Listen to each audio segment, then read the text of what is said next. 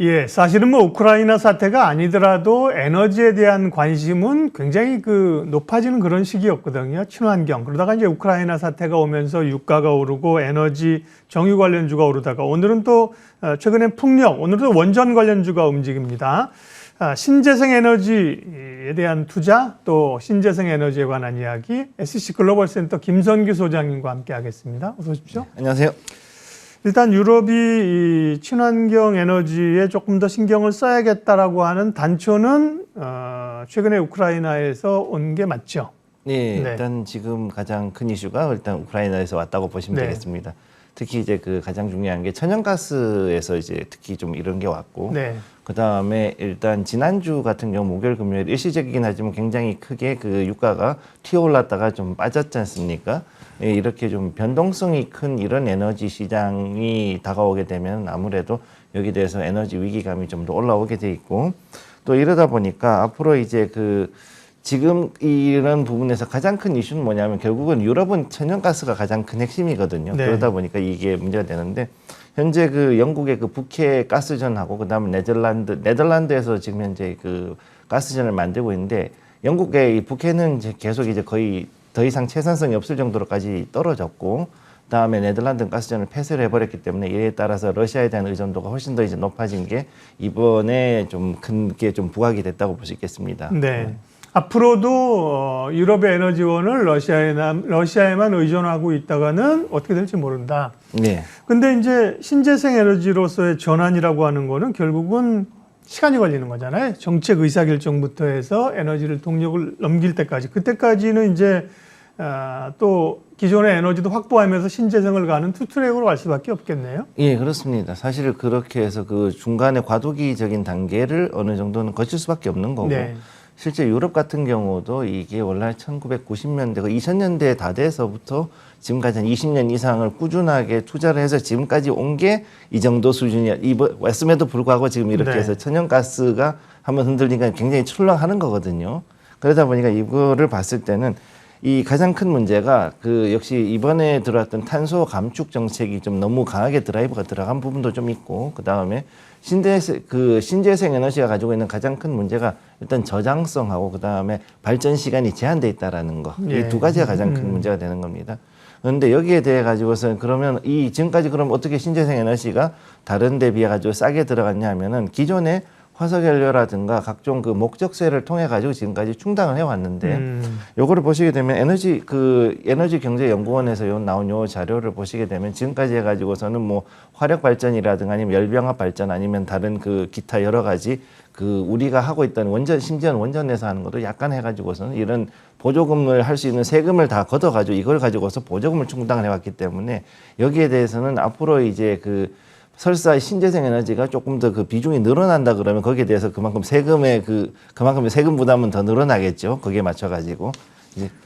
그러면 지금 당장은 신재생 에너지 친환경이 유럽만의 문제는 아니고요. 네. 우리도 그렇고 중국, 미국 다 마찬가지인데 지금 이제 발등해보는 유럽이니까 유럽연합에서 친환경 신재생 에너지가 지금 차지하고 있는 비중은 얼마나 됩니까? 최근 들어서는 한 50% 이제 이상 넘어갔다라고 이야기를 하고 있더라고요. 예. 특히 이제 독일 같은 경우는 진작부터 해가지고 풍력이랑 그 다음에 태양광 쪽을 훨씬 더 많이 했기 때문에 네. 이쪽으로 해서 상당히 많이 이제 올라가고 있는데, 이 엠버라고 하는데 이 엠버하고 그 다음에 아고라 에너기 밴드라는 이런 독일 쪽의 기관 자료를 보시게 되면은 이게 이제 작년부터 해가지고서는 사실상 이제 발전량은 50% 이상이 신재생 에너지로 나오고 화석 연료를 추월했다라는 이야기를 지금 하고 있습니다. 이제 역전이 되고 있는 상황이네요. 예. 근데 여기에서 이제 문제는 아까 말씀드렸듯이 그러면 이제 보조금을 이제 자꾸 줄여야 되는데, 근데 이 보조금 줄이는 거에 대해서 사람들의 저항이 이제 조금씩 거세지는 거죠. 그러니까는 신재생 에너지도 결국은 이제 더 이상 싸지지 않고 자꾸 가격이 올라가게 되니까 그게 문제가 되는 건데, 지금 2015년 이후에는 유럽 전력 전체에서 29%가 친환경으로 전환이 되었고, 그러다가 이게 이번에 이만큼 크게 많이 바뀌게 된 겁니다. 그러다 보니까 여기는 이제 이 북유럽은 원래 처음부터 이 신재생의 본산이고, 여기에서 자신들의 기후 환경에 맞췄기 때문에 많은 바람이 많이 부는 환경이고, 그 다음에 어느 정도 짧은 일조량이지만 그 시간에 집중적으로 할 수 있는 고효율의 태양광 패널을 설치를 해서 이걸로 발전 효율을 높일 수가 있었는데, 우리나라 같은 경우는 유럽하고는 달라가지고 신재생 에너지의 발전에는 상대적으로 많이 좀 불리한 환경이라고 그렇게 말씀드릴 수 있겠습니다. 예. 특별히 이제 오늘은 원전이 부각이 되고 있는데요. 유럽도 사실은 에너지가 부족하다 보니까 사실 뭐 안전에 대해 생각 안 하겠어요. 부족하다 보니까 얼마 전부터 원전을 친환경 에너지로 이 승인하려는 움직임이 있었고 일정 부분 진행이 됐는데 우리도 이제 문재인 대통령이 원전 관련단 기존의 5년간의 기조에 변화를 갖는 발언을 해서 이건 뭔가 사실 뭐 여러 가지 스토리가 있겠습니다만, 네. 이런 친환경 에너지로서의 원전에 대한 시각 좀 알려주세요. 일단 지금 제가 작년부터 해가지고선 다른 프로그램에서 쭉 얘기해 왔지만은 네. 이 지금 여기에서 탄소 저감을 바로 들어가는 것, 친환경으로 바로 옮겨가는 것은 정말로 큰 혼란을 불러일으키기 때문에 쉽지도 않고. 네, 그렇기 때문에 반드시 중간 단계인 저탄소인 천연가스 발전하고 그다음에 원전이 반드시 여기에서 받침이 되는 상태에서 넘어가야 된다고 말씀을 드렸거든요. 그래서 이 원전 같은 경우에 이제 여기에 나온 LCA라 그래서 이제 유럽연합에서 나오는 환경평가하는 기관이 있습니다. 여기에서 나온 이 자료를 보시게 되면은 원자력 발전에 대해서는 일단 방사능 평가 이거 하나를 제외하고는 대부분이 거의 뭐 완전히 실제적으로는 가장 친환경의 대안에 가까운 그런 발전이라는 것을 여기서 일단 보고서를 내놓은 상태이고요. 그 다음에 원전은 현재로서는 저 비용에다가 거기다가 무탄소입니다. 진짜 이거는 탄소를 거의 배출하지 않기 때문에 이거를 여기서 탄소가 배출되는 부분 그야말로 원자력의 여기에 들은 우라늄 이 연료봉을 제외하고는 그걸 만드는 게 거의 없거든요. 그러다 보니 가장 현실적인 친환경 에너지라고 볼 수 있는 거죠. 그러다 보니까 EU에서는 그린 텍소노미에도 이제 처음에는 넣을까 말까 하다가 결국은 이런 평가서가 나오고 난 다음에 여기에 넣었는데 현재 아직까지 우리나라에서는 K 텍소노미에는 요거는 지금 아직 원전을 넣기에는 조금 뭐 내부적으로 여러 가지 이유가 있는 것 같습니다. 네. 탄소 배출이나 이런 쪽에서는 친환경이지만 사실은 이제 안전 문제 때문에 그런 거잖아요. 네. 이번에 이제 지난번에 있었던 체르노빌 우리가 기억하고 있는데 그게 우크라이나 지역입니다. 이번에 다시 부각이 됐는데요. 네. 결국 사실은 원전이 최근에 주목받고 있는 거는 뭔가 새로운 변화가 SMR 아니겠습니까? 네, 그렇습니다. 네. 가장 중요한 건 이제 SMR이라는 네. 것이 결국은 이전부터 어느 정도 개발이 되어 왔던 건데 네. 이제 그거를 지금까지 왜 못했냐면 냉각 기술 때문에 그랬거든요. 그런데 여기에서 이제 가장 중요한 것이 6가지의 중요한 냉각 기술 한 30가지 이상 했던 걸 6가지로 이제 완전히 승인해 준 게 딱 요금 IAEA가 승인해 준 그 기술이 나왔고 네. 여기에 관련된 이 기술을 가지고서 이제 경쟁이 치열하게 들어가고 있습니다, 실제로.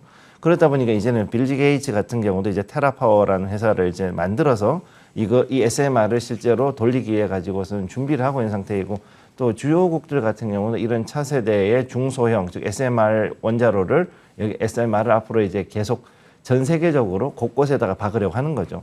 가장 중요한 건 SMR은 일단은 바다를 끼지 않아도 내륙에 설치할 수 있다는 장점이 있기 때문에 이것이 그야말로 지형의 제약을 받지 않고 어디에든지 설치할 수 있다는 게 가장 큰 장점이 되겠습니다. 그동안에 이제 보니까 다 진짜 원전들이 바다 근처에 우리도 그렇고 동일본도 그렇고 이제 물이 필요해서 그런 겁니까? 냉각수가 반드시 필요하기 때문에 네. 그래서 반드시 바다를 낄 수밖에 없는 상황이었거든요. 예. 그랬는데 이제는 요 SMR 같은 경우 특히 이제 뭐 요즘 나오는 테라파워 같은 경우는 나트륨 냉각을 하든가 아니면 여기다가 또 칼륨을 섞어가지고 이런 식으로 해서 새로운 냉각제를 개발해서 이걸로 좀 더 확실하게 효율적이면서도 안전한 그런 냉각을 하려고 하는 거죠.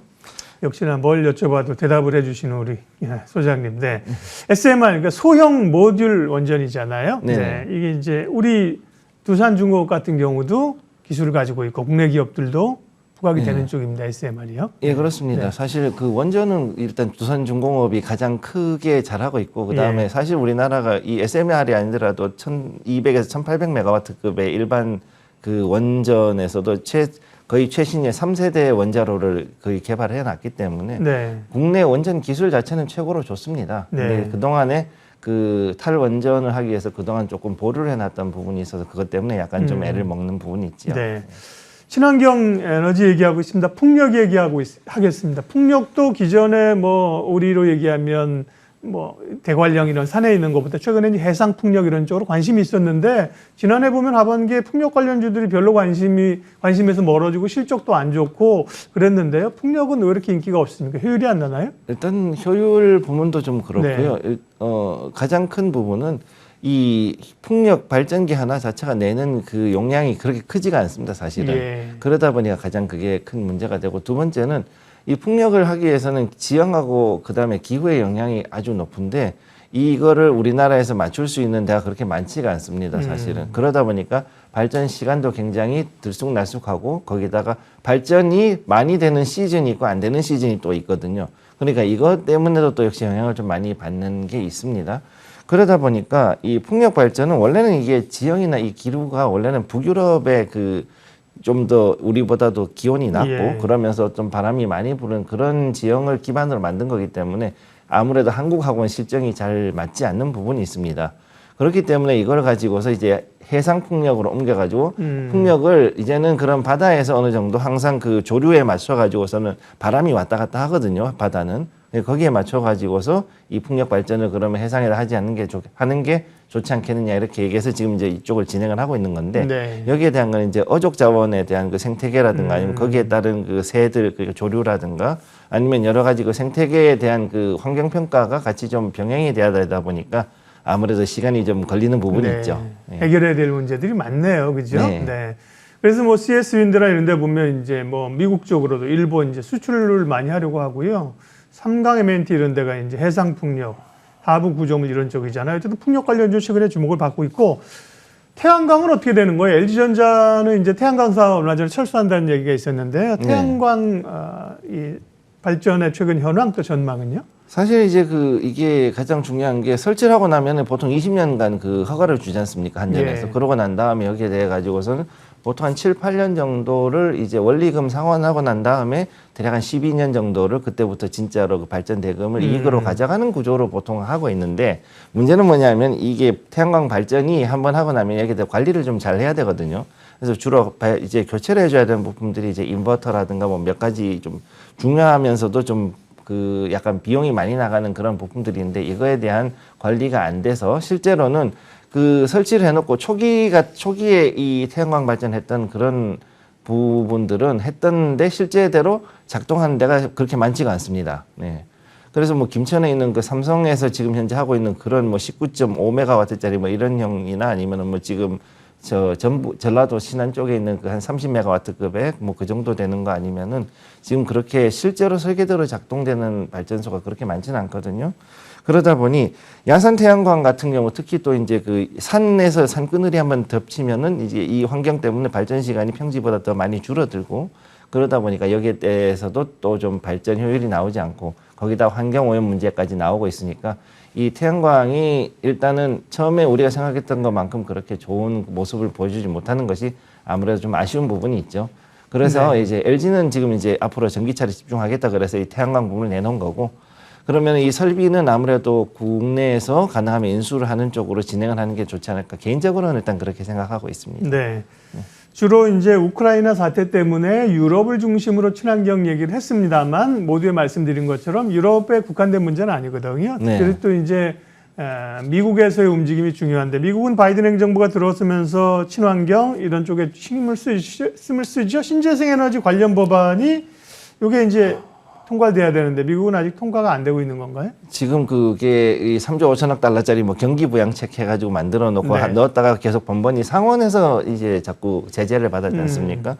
그래서 하다가 뭐 이걸 쪼개가지고서는 따로따로 해서 집어넣어서 통과시키려고 하고 뭐 이렇게 하고 있는데 가장 큰 문제가 뭐냐면은 현재 그 미 행정부 정확히 얘기하면 대통령이 그 국회 눈치를 보지 않고 쓸 수 있는 예산이 없습니다. 지금 그 행정부 적자가 이제 28조 달러가 넘어가다 보니까 현재 22조 달러가 한계인데 그게 6조 달러를 넘어섰거든요. 그러니까 계속 이렇게 해서 그 국회에다가 상정을 하고 그 상하원의 승인을 받아야 되는 상황이 온 겁니다. 그래서 이 부분이 지금 현재 그 50대 50으로 상원이 굉장히 팽팽하게 맞서 있지 않습니까? 민주당하고 공화당이.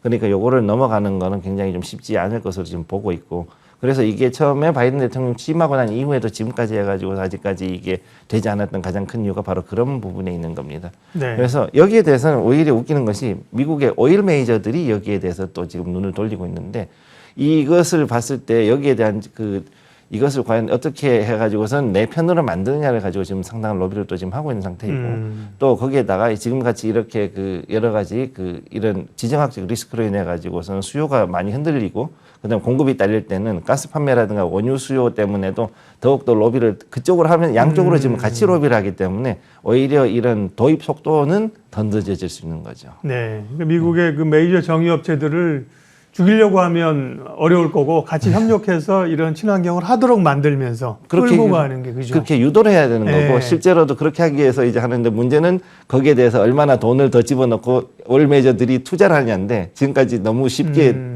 이제 한마디로 장사를 해준 거죠. 그렇죠. 네.